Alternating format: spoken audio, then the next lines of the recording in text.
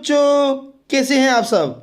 आज क्लास 10 का math chapter number 1 वास्तविक संख्या मतलब रियल नंबर का एमसीक्यू क्वेश्चन लेके आए हैं, जो हमेशा पूछा जाने वाला क्वेश्चन है। एनसीईआरटी बुक से लिया गया है, जो आपके बोर्ड एग्जाम के लिए बहुत ही उपयोगी होगा। इसलिए आप वीडियो को लास्ट तक देखिएगा और हर क्वेश्चन को आपको हम सॉल्यूशन देंगे, गजब तरीक़ा से देंगे, ताकि आपको याद हो जाए और आपका यही क्वेश्चन बोर्ड एग्जाम में पूछा जाएगा।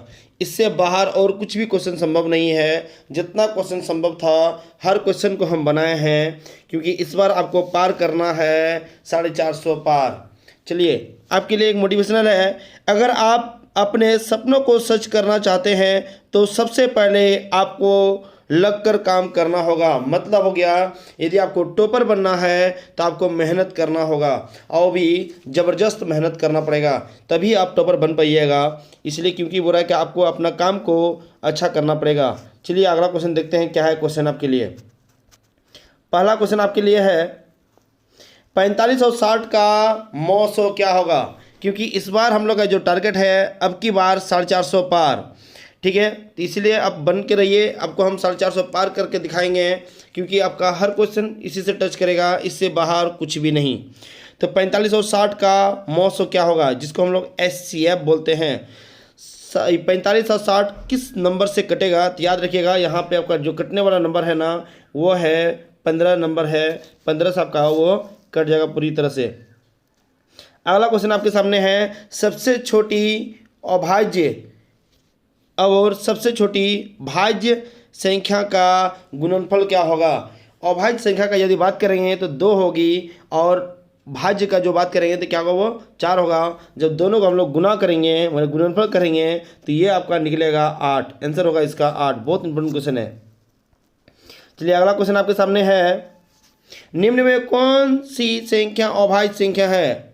कौन सी अभाज्य संख्या है, याद रखिएगा, कौन सी संख्या जो अभाज्य संख्या है। हम लोग अभाज्य संख्या उसको बोलते हैं जो स्वयं और खुद और एक से विभाजित होती है। जो स्वयं और एक से विभाजित होती है उसी को बोलते हैं हम लोग क्या, अभाज्य संख्या। यहाँ पे आपको दिखता होगा, एक है 29 है, 25 है, 16 है और 15 है। तो आपका अभाज्य संख्या जो दिख रहा है ये है आपका 29।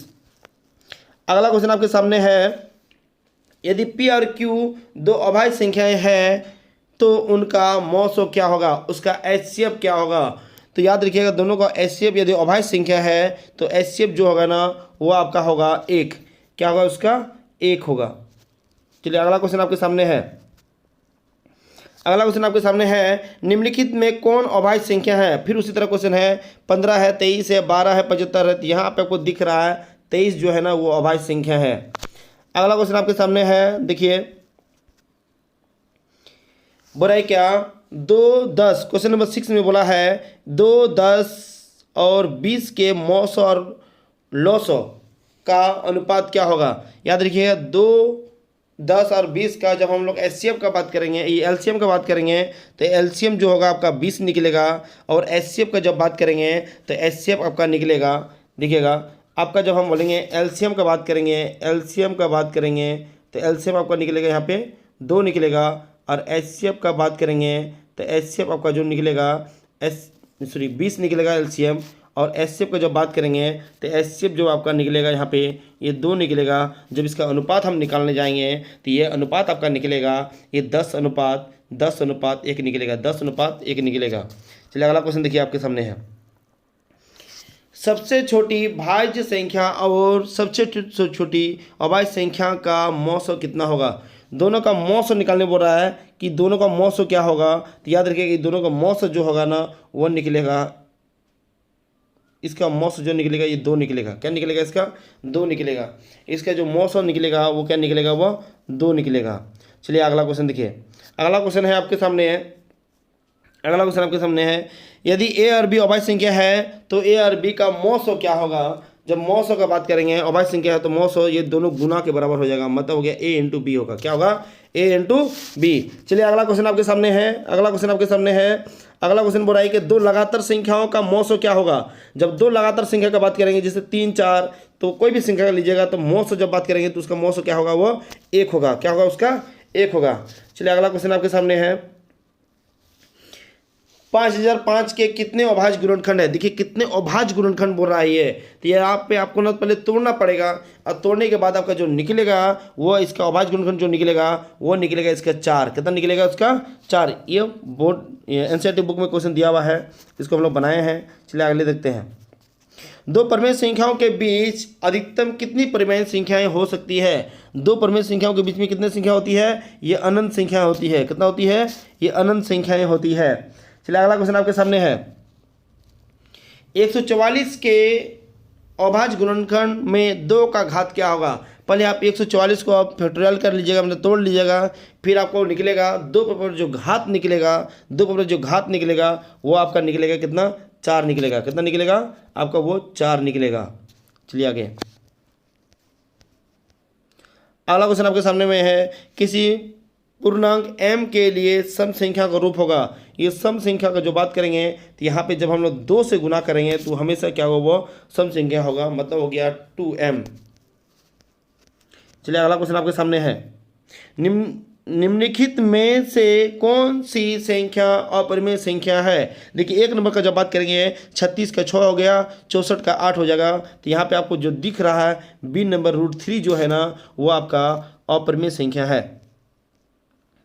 अगला क्वेश्चन आपके सामने है कि 8 पे पावर 0 इंटू 2 पे पावर 0, क्योंकि ना किसी भी संख्या के पावर यदि 0 है तो उसका वैल्यू 1 होता है। 1 इंटू 1 करेंगे तो यहाँ पे आपका निकलेगा क्या है? वो 1 के ही बराबर होगा। Question number 16। क्वेश्चन नंबर 16 आपके सामने है कि क्वेश्चन नंबर 16 में दिया हुआ है 5, 15 और 20 के मौसों और लॉसों और मौसों का अनुपात क्या होगा? जब हम लोग इसका बोलेंगे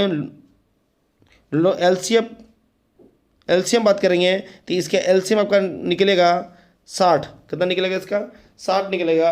और जब इसका हम लोग एचसीएफ का बात करेंगे, इसके जब हम लोग एलसीएम का बात करेंगे तो कितना? वो 60 हो गया। और जब एचसीएफ का बात करेंगे, जब आपका एचसीएफ का बात करेंगे तो एचसीएफ में आपका निकलने वाला इसमें 5। दोनों को हम जो डिवाइड करेंगे, मतलब अनुपात करेंगे, निकालेंगे तो अनुपात में निकलेगा आपका 12:1। 12:1। चलिए अगला क्वेश्चन। 2 क्रमिक सम संख्याओं का एचसीएफ क्या होगा? जब एचसीएफ का बात करेंगे, क्रमिक सम संख्या है तो याद रखिएगा इसका क्या निकलेगा? वो 2 निकलेगा। किसी भी सम संख्या का निकालिएगा तो 2 निकलेगा। निम्नलिखित में कौन अभाज्य संख्या है? फिर से उसी तरह क्वेश्चन है लेकिन डाटा अलग अलग है। ये है 8 है, 9 है, 11 और 15 है। यहाँ पे आपको दिख रहा जो है वो 11 जो है आपका अभाज्य संख्या है। अगला क्वेश्चन आपके सामने है 26 और 91 का मौसो क्या होगा? 26 और 91 का मौसो क्या होगा? तो याद रखिएगा, तो हम लोग डिवाइड करेंगे 13 से 26 भी कटेगा और 91 भी कटेगा, तो इसका जो होगा वो क्या होगा? वो 13 होगा। अगला क्वेश्चन, सबसे छोटी अभाज्य संख्या क्या होती है? सबसे छोटी अभाज्य संख्या जो होती है ना वो 2 होती है। ये एकमात्र सम संख्या भी है, ध्यान दीजिएगा, ये एकमात्र सम संख्या और अभाज्य संख्या भी है, तो वो क्या होगा? वो 2 होगा। चलिए अगला क्वेश्चन आपके सामने है। वह धनात्मक पूर्णांक जो एक अथवा स्वयं से भाज्य हो किस तरह के पूर्णांक होंगे? याद रखिएगा, इसी को तो बोलते हैं हम लोग अभाज्य संख्या। क्या बोलते हैं इसको? अभाज्य संख्या। चलिए अगला क्वेश्चन आपके सामने है। 2 अभाज्य संख्याओं का एचसीएफ कितना होगा? जब 2 अभाज्य संख्या का बात करेंगे तो इसका एचसीएफ जो होगा वो 1 होगा। एचसीएफ कितना होगा? वो 1 होगा। क्वेश्चन नंबर 23 में है 27, 35, 13 और 56 में से कौन सी संख्या अभाज्य संख्या है? तो यहाँ पे अभाज्य संख्या आपको जो दिख रहा है वो है आपका 13 जो है अभाज्य संख्या है। अगला क्वेश्चन, 2 लगातार संख्याओं का एचसीएफ क्या होता है? 2 लगातार संख्याओं का जब हम लोग एचसीएफ का बात करेंगे तो वो हमेशा 1 होगा। अगला क्वेश्चन आपके सामने है। निम्नलिखित में कौन सी संख्या अपरिमेय संख्या है? यहाँ पे अपरिमेय संख्या के बारे में बोल रहा है कि कौन सी संख्या अपरिमेय संख्या है। तो आपको जो अपरिमेय संख्या कौन सा दिख रहा है? तो आपको दिख रहा है यहाँ पे 23 जो होगा ना वो अपरिमेय संख्या होगा। अगला क्वेश्चन देखिए आपके सामने है। एक अशून्य परिमेय और अपरिमेय संख्या का गुणनफल क्या होगा? अशून्य मतलब शून्य को छोड़ के, तो यहाँ पे दोनों को गुना जब करेंगे तो याद रखिएगा कि गुना जो होगा ना वो अपरिमेय संख्या होगा। क्या होगा? ये अपरिमेय संख्या होगा। अगला क्वेश्चन, निम्न में कौन अभाज्य संख्या है? फिर से उसी तरह क्वेश्चन है, कौन अभाज्य संख्या है? तो यहाँ पे आपको दिख रहा है 41 जो है ना, ये एक अभाज्य संख्या है जो हम लोग किसी से नहीं कटेगा, एक और सिर्फ 41 से कटेगा। पाई/√3 कैसा संख्या है? हम लोग जान रहे हैं पाई जो है ना अपरिमेय संख्या है, तो ये भी मेरा क्या होगा, वो अपरिमेय संख्या होगा। अगला क्वेश्चन, 96 का अभाज्य गुणनखंड ज्ञात करें। 96 को हम लोग कैसे तोड़ सकते हैं? तो 96 को तोड़ने का आपको निकलेगा जो ये है 2 पे पावर क्या है वो 5 × 3, 2 पे पावर 5 × 3। बहुत कम क्वेश्चन बचा हुआ है। 32 का अभाज्य गुणनखंड ज्ञात करें। 32 का अभाज्य गुणनखंड ज्ञात करें तो ये 2 पे पावर क्या निकलेगा, वो 5, 2 पे पावर 5। अगला क्वेश्चन, 7 + 3√2 कैसी संख्या है? ये आपको दिख रहा है, ये अभाज्य संख्या है। क्या ये, सॉरी, अपरिमेय संख्या है। कैसी संख्या है ये? अपरिमेय संख्या है। निम्न में कौन परिमेय संख्या है? तो यहाँ पे याद रखिएगा, देखिए √9 का 3 होता है, एकमात्र यही है जो परिमेय संख्या है। अगला क्वेश्चन है, 0 और 50 के बीच विषम संख्याओं की संख्या कितनी है? जब हम लोग बोलेंगे 0 से 50 की बात करें तो 25 जो है ना ये विषम संख्या है, याद रखिएगा। 0 और 100 के बीच में विषम संख्याओं की संख्या कितनी है? जब 0 और क्या बोले हम लोग 100 के बीच, 0 और 100 के बीच जब बात करेंगे तो यहाँ पे 50 जो है ना वो विषम संख्या है। और लास्ट क्वेश्चन आपके नाम पे है, दो संख्याएं a और 18 का एलसीएम 36 दिया हुआ है और एचसीएफ जो है ना 2 है, तो a का मान क्या होगा? तो हम लोग ना 36 को 18 से भाग दे देंगे तो निकलेगा जो 2 है ना वही आपका जाके इसका निकलेगा पहली संख्या है। यदि वीडियो को अच्छा लगा तो चैनल को सब्सक्राइब, लाइक और कमेंट जरूर कीजिएगा, क्योंकि आपका सपोर्ट का ज़रूरत है। धन्यवाद।